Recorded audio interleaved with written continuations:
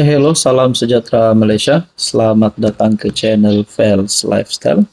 Terima kasih kerana terus setia dan terus bersama di dalam channel ini.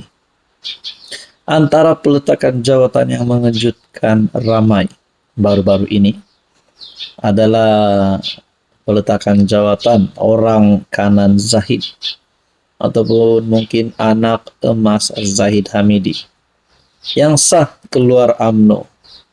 Tidak lain dan tidak bukan Tengku Zafrul. Saya boleh katakan Tengku Zafrul adalah salah satu pemimpin yang sangat elit di bawah 3 Perdana Menteri kebelakangan ini. 3 Perdana Menteri sebelum ini termasuk hari ini Anwar Ibrahim. Beliau dipilih menjadi menteri. 2 kali Menteri Keuangan di bawah Ismail Sabri dan Muhyiddin Yassin. Dan yang terkini sebagai Menteri MITI di bawah pimpinan Anwar Ibrahim. Yang mengejutkan saudara-saudara, Rafizi keluar UMNO. Dan paling menambahkan kejutan ini, beliau telah mengeluarkan pernyataan ingin menyertai PKR.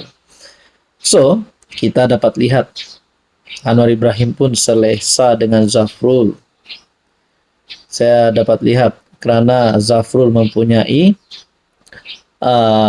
satu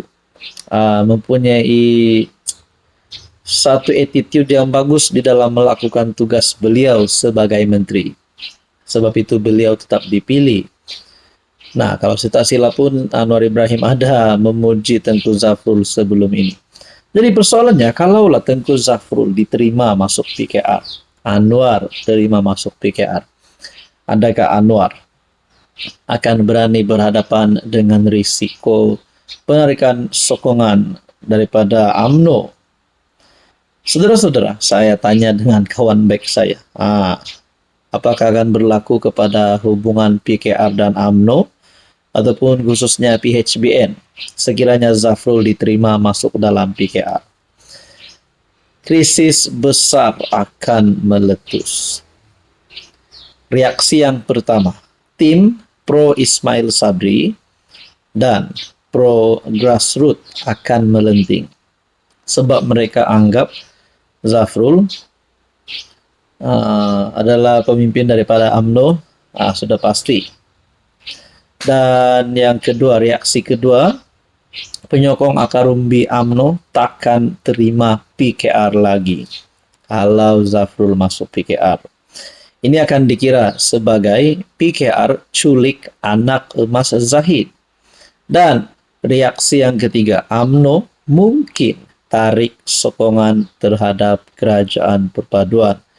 Kalau Zafrul dianggap sebagai pengkhianat dan Zahid tertekan, dan untuk menjaga image beliau, akhirnya mengarahkan UMNO tarik sokongan terhadap Anwar Ibrahim.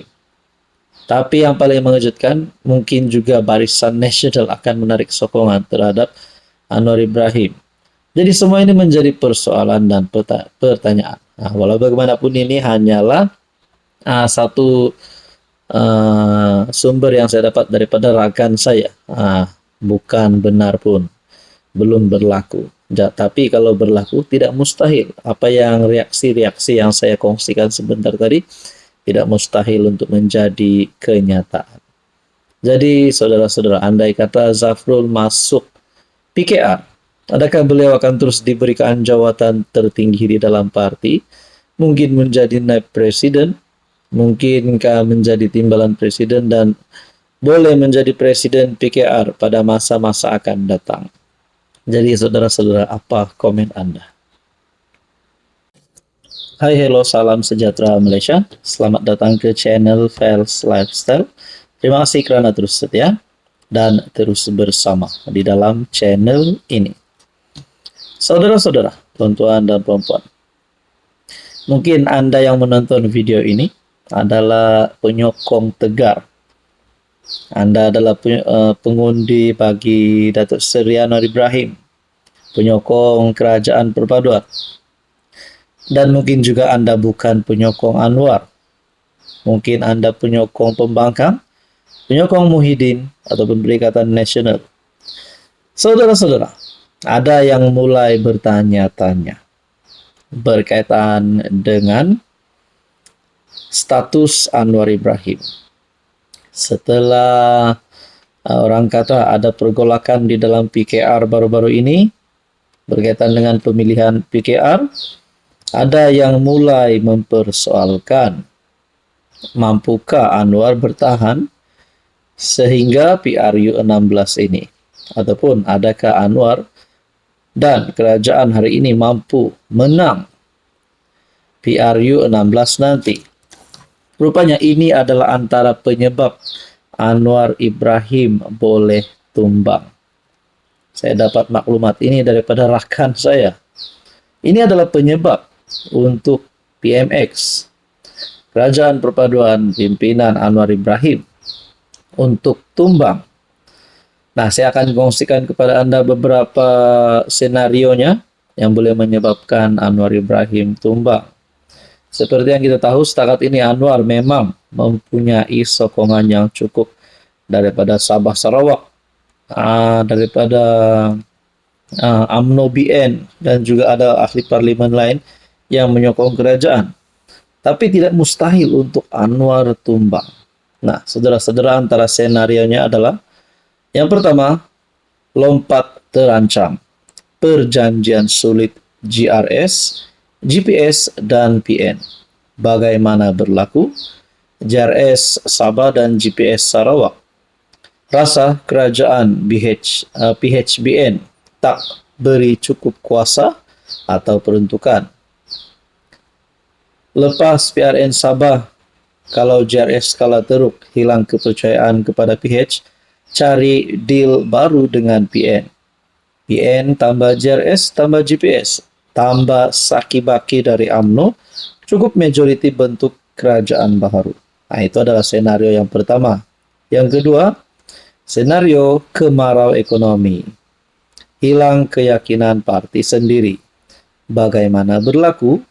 Inflasi, pengangguran, isu rakyat, subsidi diesel makin tenat, UMNO, PKR atau GPS mula goyang, muncul tokoh dalam kerajaan sendiri. Desak Anwar berundur demi kestabilan politik dan ekonomi. Faktor pemangkin, laporan ekonomi suku akhir negatif, sentimen pelabur asing menurun, tekanan dari bank pusat dan korporat. Dan senario yang ketiga yang mengejutkan. Nah, ini yang paling ditunggu-tunggu oleh pendengar dan penonton di luar sana. Senario yang seterusnya adalah langkah parlimen.